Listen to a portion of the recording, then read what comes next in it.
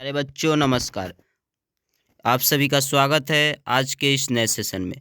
प्यारे साथियों, मैं आप सभी को आज बतलाने वाला हूँ, आज के इस सेशन में डिस्कशन करने वाले प्यारे बच्चों, जो कि आपके क्लास 10th के सोशल साइंस यानी प्यारे बच्चों जिसे सामाजिक विज्ञान कहा जाता है हिंदी में, उसी के मोस्ट वीवीआई ऑब्जेक्टिव क्वेश्चन का चर्चा करूंगा। वायरल प्रश्न लेकर आया हूँ प्यारे बच्चों, जो कि आपके बोर्ड एग्जाम से काफ़ी महत्वपूर्ण रहेंगे, यानी बहुत ही महत्वपूर्ण प्रश्न को लेकर आया हूँ, जो कि आपके बोर्ड एग्जाम में बार बार पूछा गया प्रश्न को लेकर आया हूँ।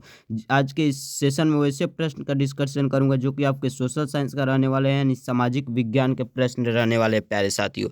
मैं वैसे प्रश्न लाया हूं जो कि बार बार पूछा गया प्रश्न है फाइनल बोर्ड एग्जाम में। तो प्यारे बच्चों, सारे प्रश्न प्रीवियस ईयर है, गोल्डन मॉडल सेट से भी है, क्वेश्चन बैंक से भी लाया गया है। सारे से मिला जुला प्रश्न को आज के इस सेशन में डिस्कशन करूंगा प्यारे बच्चों, जो कि आपके क्लास 10th के सोशल साइंस यानी सामाजिक विज्ञान के प्रश्न का डिस्कशन करूंगा प्यारे साथियों। प्यारे बच्चों, तो आप हमारे सेशन में शुरू से लेकर अंत तक बने रहिएगा। कोई भी क्वेश्चन में डाउट हो तो कमेंट बॉक्स में प्यारे बच्चों कमेंट जरूर कीजिएगा। प्यारे बच्चों, सेशन पसंद है तो ज़्यादा से ज़्यादा दोस्तों और क्लासमेट के पास शेयर करना ना भूलिएगा। प्यारे बच्चों, चैनल पर नए हैं तो चैनल को सब्सक्राइब कर बेल आइकन प्रेस कर ले प्यारे बच्चों, ताकि कोई भी इंपॉर्टेंट सेशन का नोटिफिकेशन सबसे पहले आपके पास पहुंचे और आप अपने तैयारी को बिल्कुल फ्री में बेहतर कंटेंट के साथ बेहतर से बेहतर कर सके प्यारे बच्चों। तो चलिए समय को देखते हुए आज के इस सेशन को स्टार्ट करता हूँ। प्यारे बच्चों, आज पहला क्वेश्चन आज का सेशन का जो मैं आज बतलाऊंगा क्लास 10th के सोशल साइंस का बतलाऊंगा प्यारे बच्चों, जो कि आपके बोर्ड एग्जाम से सारे प्रश्न जो रहेंगे प्यारे साथियों काफ़ी महत्वपूर्ण रहेंगे, जिसे हिंदी में सामाजिक विज्ञान कहा जाता है। चलिए पहला प्रश्न को देखता हूँ। जर्मनी के एकीकरण के लिए कौन उत्तरदायी था प्यारे बच्चों? पहला प्रश्न करें तो बिस्मार्क उत्तरदायी था। यह प्रश्न प्रीवियस ईयर है, बहुत साल पूछा जा चुका है, आप इसे जरूर याद कीजिएगा, 2025 में भी पूछा जा सकता है। प्रश्न का भी ऑप्शन बी सही हो जाएगा। चलिए देखते हैं अगले प्रश्न को प्यारे बच्चों। अगला प्रश्न क्या कराए? फ्रैंकफर्ट की संधि किस वर्ष हुई थी प्यारे बच्चों? फ्रैंकफर्ट की संधि किस वर्ष हुई थी? 1871 ईस्वी में। इस प्रश्न का ऑप्शन डी से हो जाएगा प्यारे बच्चों। चलिए देखते हैं अगले प्रश्न को। अगला प्रश्न क्या कराए? फ्रैंकफर्ट की संधि पर हस्ताक्षर कब हुई थी प्यारे बच्चों? 1871 ईस्वी में ही हुआ था। प्रश्न का ऑप्शन सी से हो जाएगा। चलिए देखते हैं अगले प्रश्न को प्यारे बच्चों। अगला प्रश्न क्या करे? टीपू सुल्तान शासक थे, मैसूर के शासक थे प्यारे साथियों। ऑप्शन ए सही हो जाएगा। चलिए देखते हैं अगले प्रश्न को प्यारे बच्चों। अगला प्रश्न क्या करे? काउंट काउंट काबूर को विक्टर एमुलियन ने किस पद पर नियुक्त किया था प्यारे बच्चों? काउंट काबूर को विक्टर एमुनेल ने किस पद पर नियुक्त किया था? प्रधानमंत्री के पद पर, प्राइम मिनिस्टर के पद पर नियुक्त किया था। इस प्रश्न का भी ऑप्शन ऑप्शन सी से हो जाएगा प्यारे साथियों। चलिए देखते हैं अगले प्रश्न को प्यारे बच्चों। अगला प्रश्न क्या करें? अगला प्रश्न देखिए प्यारे साथियों। अगला प्रश्न क्या करे? वियना सम्मेलन हुआ था 1815 ईस्वी में। इस प्रश्न का भी ऑप्शन ए सही हो जाएगा।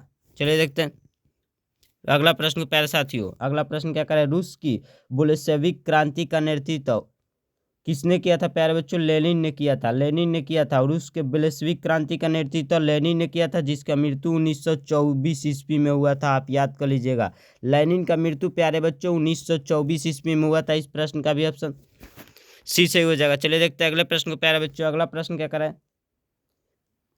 कार्ल मार्क्स का जन्म कहाँ हुआ था प्यारे बच्चों? जर्मनी में हुआ था। कार्ल मार्क्स का जन्म कहाँ हुआ था प्यारे बच्चों? जर्मनी राज्य में हुआ था। चलिए, जर्मनी देश में हुआ था, सॉरी। चलिए देखते हैं अगले प्रश्न को प्यारे बच्चों। क्या करें? अगला प्रश्न, बोल्शेविक क्रांति कब हुई थी प्यारे बच्चों? नवंबर 1917 में हुआ था। बोल्शेविक क्रांति नवंबर 1917 में हुआ था। इस प्रश्न का ऑप्शन सी से हो जाएगा।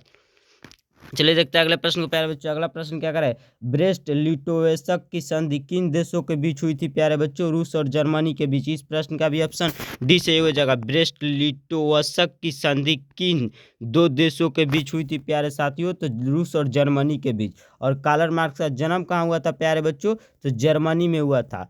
चलिए देखते हैं अगले प्रश्न को प्यारे बच्चों। अगला प्रश्न क्या कर रहा है? अगला प्रश्न देखिए क्या कर रहा है? रूस में कृषक दास प्रथा का अंत कब हुआ? तो 1861 ईस्वी में हुआ था। रूस में कृषक दास प्रथा का अंत प्यारे बच्चों 1861 ईस्वी में हुआ था। इस प्रश्न का भी ऑप्शन ए सही हो जाएगा। चलिए देखते हैं अगले प्रश्न को प्यारे बच्चों। अगला प्रश्न क्या करे? रॉबर्ट ओवन ओवन कहाँ का निवासी था प्यारे बच्चों? रॉबर्ट ओवन ब्रिटेन का निवासी था। रॉबर्ट ओवन कहाँ का निवासी था प्यारे बच्चों? ब्रिटेन का। इस प्रश्न का भी ऑप्शन सी से हो जाएगा। चलिए देखते हैं अगले प्रश्न को प्यारे बच्चों। खरवाट के मंदिर का निर्माण किस शासक के द्वारा करवाया गया था प्यारे बच्चों? सूर्यवर्मन द्वितीय के द्वारा खरवाट के मंदिर का निर्माण कराया गया था प्यारे बच्चों। चलिए देखते हैं अगले प्रश्न को प्यारे बच्चों। अगला प्रश्न क्या करे? देखिए आप सभी के बीच मार्च 1946 में फ्रांस एवं वियतनाम के बीच होने वाला समझौता किस नाम से जाना जाता है प्यारे बच्चों? इनमें से कोई नहीं। जिस नाम से जाना जाता है फ्रांस और वियतनाम के बीच होने वाले 1946 ईस्वी के जो समझौते थे उनका नाम इसमें नहीं दिया हुआ है। इनमें से कोई नहीं। इस प्रश्न का ऑप्शन डी से हो जाएगा। चलिए देखते हैं अगले प्रश्न को प्यारे बच्चों। अगला प्रश्न क्या करें? उत्तरी एवं दक्षिणी वियतनाम का एकीकरण कब हुआ था प्यारे साथियों? बहुत ही क्वेश्चन इंपॉर्टेंट है। उत्तरी एवं दक्षिणी वियतनाम का एकीकरण कब हुआ था? 1975 ईस्वी में। कब हुआ था प्यारे बच्चों? 1975 ईस्वी में। आप इस इंपॉर्टेंट क्वेश्चन को जरूर याद कीजिएगा। इस प्रश्न का भी ऑप्शन डी से हो जाएगा। चलिए देखते हैं अगले प्रश्न को प्यारे बच्चों। क्या करें अगला प्रश्न? सिंगापुर कब आज़ाद हुआ? सिंगापुर कब आज़ाद हुआ था प्यारे बच्चों? तो 1965 ईस्वी में आज़ाद हुआ था। आप इसे याद कर लीजिएगा।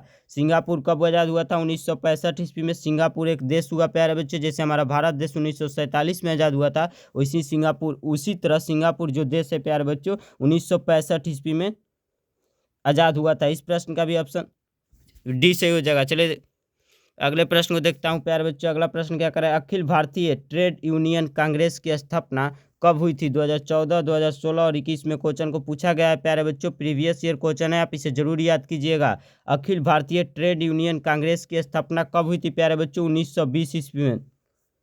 कब हुई थी प्यारे बच्चों? 1920 ईस्वी में। इस प्रश्न का भी ऑप्शन डी से हो जाएगा। चलिए देखते हैं अगले प्रश्न को प्यारे बच्चों। अगला प्रश्न क्या करें? सविनय अवज्ञा आंदोलन की शुरुआत किस यात्रा से हुई? किस यात्रा से हुई? 2019, 20, 21 3 वर्ष तक लगातार प्रश्न को पूछा गया है प्यारे बच्चों। शायद 2025 में भी पूछा जा सकता है। प्रीवियस ईयर है। 95%, 90% गारंटी रहता है प्रीवियस ईयर प्रश्न को पूछने का। आप जरूर याद कीजिएगा। सविनय अवज्ञा आंदोलन की शुरुआत किस यात्रा से हुई थी प्यारे बच्चों? दांडी यात्रा यानी दांडी मार्च से हुआ था, जिसका जिसका प्यारे बच्चों उद्देश्य था, गांधी जी जो स्टार्ट किए थे सविनय अवज्ञा आंदोलन शायद 1920 ईस्वी में हुआ था, जिसका उद्देश्य था, जिस यात्रा से हुआ था प्यारे बच्चों उसका नाम क्या था? दांडी यात्रा, जो कि गांधी जी के द्वारा शुरू किया गया था। गांधी जी द्वारा भारत में पहला सत्याग्रह चंपारण सत्याग्रह जो नील की टिनकथिया पर्ती से हुआ था प्यारे बच्चों शुरुआत, वो बिहार के चंपारण जिले से शुरुआत हुआ था, जिसको राजकुमार शुक्ल के द्वारा आमंत्रित किया गया था कि 1917 ईस्वी में चंपारण सत्याग्रह होगा प्यारे बच्चों। तो 1915 ईस्वी में गांधी जी ने दक्षिण अमेरिका से भारत लौटे थे 1915 ईस्वी में, और उन्होंने भारत लौटने के बाद गांधी जी 1915 ईस्वी में भारत लौटे थे। आप याद कर लीजिएगा प्यारे बच्चों। भारत लौटने के बाद 1915 से 2 वर्ष तक उन्होंने भारत भ्रमण किया। 2 वर्ष के भारत भ्रमण करने के बाद उनको 1917 ईस्वी में राजकुमार शुक्ल के द्वारा आमंत्रण किया गया कि बिहार के चंपारण जिले में तिनकटिया नील की पत्ती के लिए उनको आमंत्रित की गई, उस पत्ती को हटाने के लिए। तो उसी को कहा जाता है चंपारण सत्याग्रह, जो कि भारत के बिहार राज्य के चंपारण जिले से शुरू हुआ था। वही भारत का गांधी जी के द्वारा पहला सत्याग्रह था प्यारे बच्चों, जिस चंपारण सत्याग्रह 1917 के नाम से जाना जाता है। तो आप इसे याद कर लीजिएगा, दांडी यात्रा होगा। सविनय अवज्ञा आंदोलन की शुरुआत किस यात्रा से हुई थी प्यारे बच्चों? दांडी यात्रा। इस प्रश्न का भी ऑप्शन सी सही हो जाएगा। चलिए देखते हैं अगले प्रश्न को प्यारे बच्चों। अगला प्रश्न क्या करें? भारतीय राष्ट्रीय कांग्रेस की स्थापना कब हुई? 2019 में भी पूछा गया है और 2021 में भी पूछा गया है प्यारे बच्चों। इस प्रश्न को 2025 में पूछा जा सकता है कि भारतीय राष्ट्रीय कांग्रेस की स्थापना कब हुई थी?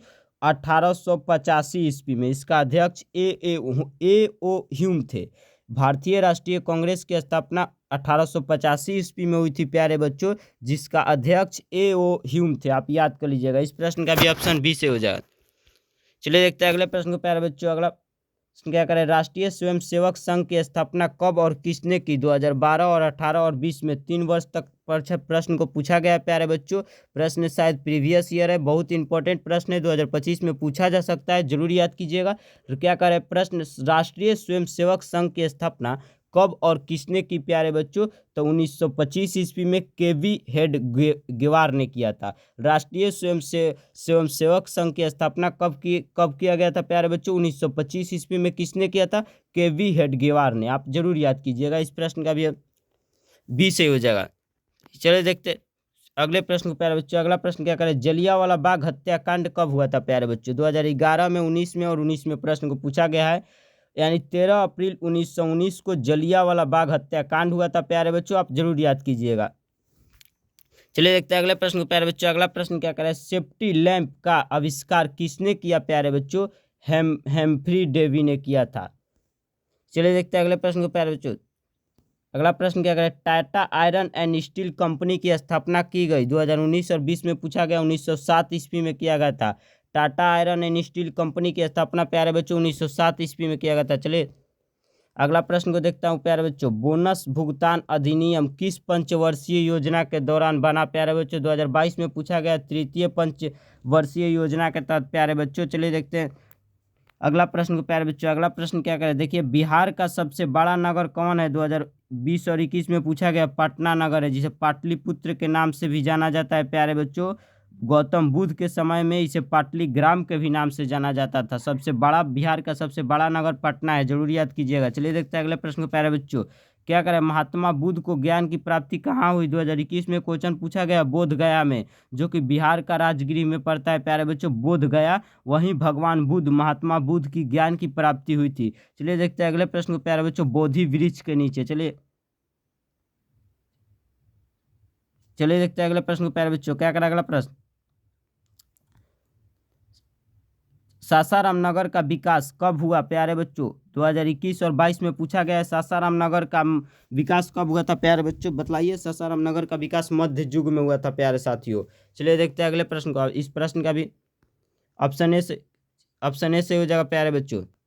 चलिए देखते हैं अगले प्रश्न को प्यारे बच्चों। क्या करें अगला प्रश्न, विश्वव्यापी आर्थिक मंदी संकट किस वर्ष आरंभ हुई? 2019, 20 और 21, 3 वर्ष तक लगातार प्रश्न को पूछा गया है।